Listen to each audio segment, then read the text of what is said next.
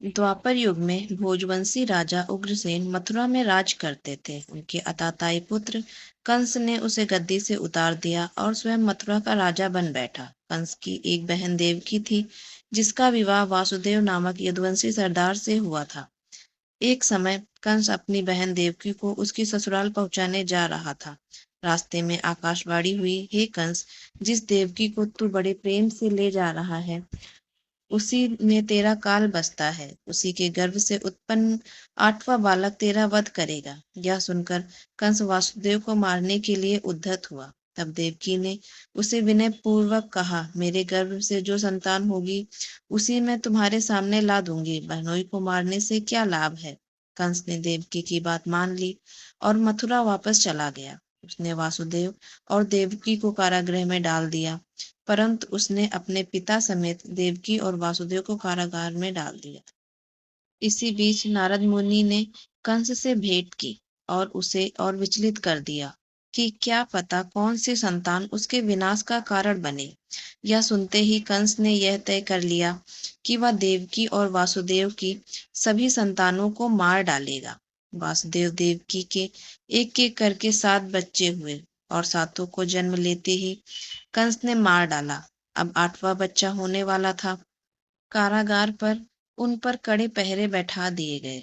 उसी समय नंद की पत्नी यशोदा को भी बच्चा होने वाला था। उन्होंने वासुदेव देवकी के दुखी जीवन को देख 8वें बच्चे की रक्षा करने का उपाय रचा। जिस समय वासुदेव देवकी को पुत्र पैदा हुआ, उसी समय संयोग से यशोदा के गर्भ से भी एक कन्या का जन्म हुआ, जो और कुछ नहीं सिर्फ माया थी। जिस कोठरी में देवकी वासुदेव कैद थे, उसमें अचानक प्रकाश हुआ और उनके सामने शंख चक्र गदा पद्म धारण किए चतुर्भुज भगवान प्रकट हुए। दोनों भगवान के चरणों में गिर पड़े।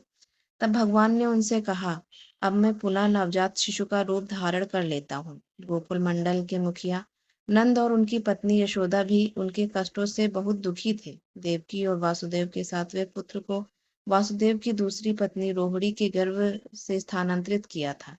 यह भी भगवान विष्णु की ही माया थी। रोहिणी नंद और यशोदा के साथ ही वृंदावन में रहती। उस बच्चे को बाद में बलराम के नाम से जाना गया। बलराम को शेषनाग का अवतार माना जाता है। उधर वृंदावन में यशोदा भी गर्भ से थी। तुम मुझे इसी समय अपने मित्र नंद जी के घर वृंदावन में भेज आओ और उनके यहाँ जो कन्या जन्मी है उसे लाकर कंस के हवाले कर दो। इस समय वातावरण अनुकूल नहीं है, फिर भी तुम चिंता ना करो। जागते हुए पहरेदार सो जाएंगे, कारागृह के फाटक अपने आप खुल जाएंगे और उफनती अथाह यमुना तुमको पार करने का मार्ग दे देगी। उसी समय वासुदेव नवजात शिशु रूप श्री कृष्ण को सूप में रखकर कारागृह से निकल पड़े और अथाह गंगा को पार कर नंद जी के घर पहुंचे। वासुदेव ने वैसा ही किया जैसा उन्हें भगवान विष्णु ने करने को कहा था। जैसे ही देवकी ने नन्हे कृष्ण का जन्म दिया, वासुदेव उन्हें एक टोकरी में रखकर वृंदावन के लिए निकल पड़े।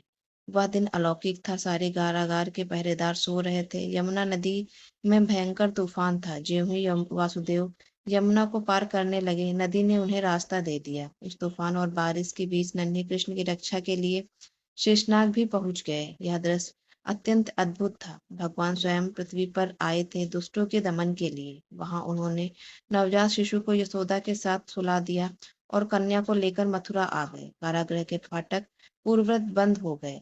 अब कंस को सूचना मिली कि वसुदेव देवकी को बच्चा पैदा हुआ है। उसने बंदी गृह में जाकर देवकी के हाथ से नवजात कन्या को छीनकर पृथ्वी पर पटक देना चाहा, परंतु वह कन्या आकाश में उड़ गई और वहां से कहा, अरे मूर्ख, मुझे मारने से क्या होगा। तुझे मारने वाला तो वृंदावन में जा पहुंचा है। वह जल्द ही तुझे तेरे पापों का दंड देगा। तेरा अंत अब समीप है। यह सुनकर कंस को बहुत गुस्सा आया और उसने वृंदावन के सभी नवजात बच्चों को मारने के लिए दैत्य भेजे। वृंदावन भी उनके अत्याचारों से अछूता न था। कृष्ण के वध के लिए कंस ने पूतना राक्षसी को भेजा। कंस ने कृष्ण के वध के लिए पूतना राक्षसी को भेजा। पूतना ने एक सुंदर स्त्री का रूप धारण कर लिया। वह कृष्ण को गोद में लेकर घर से थोड़ी दूर निकल आई। जैसे ही उसने नन्हे कृष्ण को स्तनपान कराया, वह दर्द से कराहने लगी और बचाओ बचाओ चीखने लगी। जब तक गांव वाले वहां पहुंचे, पूतना का वध हो चुका था। नन्हे कृष्ण की यह लीला कोई नहीं समझ पाया। उन्हें सब एक नन्हे बालक के स्वरूप में ही देखते थे। लोगों को यह कभी नहीं लगा कि वह नन्हा सा बालक एक राक्षसी का संहार भी कर सकता है।